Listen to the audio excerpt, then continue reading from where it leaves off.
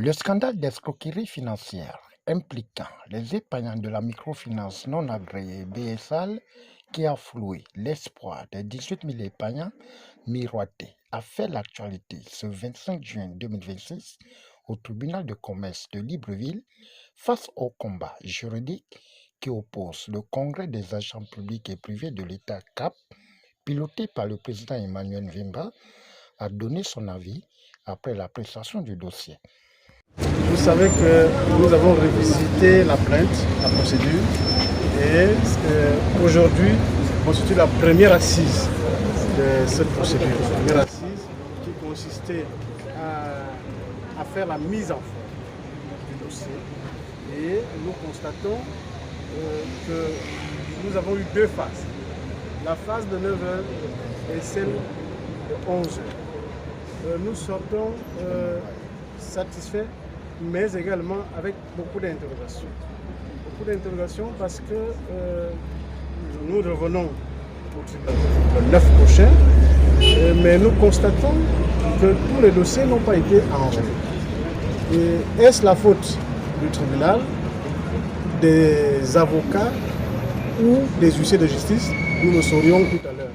Mais qu'à cela ne tienne, l'audience a été effective.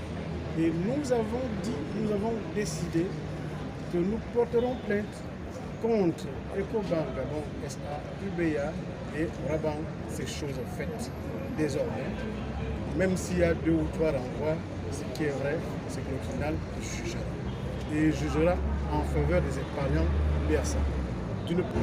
Je voudrais aussi dire à l'opinion nationale que nous devons faire la différence entre le dossier BRSAL, qui est un dossier purement privé, le BRSAL au Cap qui poursuit les banques privées, aux capitaux privés, qui poursuit aussi à N'Djamena la COBAC et l'État gabonais, alors que par ailleurs vous avez le dossier de la Poste et qui est effectif aujourd'hui parce que la Poste est un instrument de l'État gabonais et cette Poste a escroqué les Gabonais. C'est pour ça que le chef de l'État a pris des mesures étatiques à rembourser les épargnes de la Poste. Nous sommes dans une procédure purement privée qui demande une décision judiciaire, non seulement locale, mais également régionale.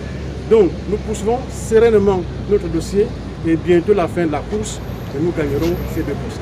Chaque épargnant devrait fournir un dossier complet.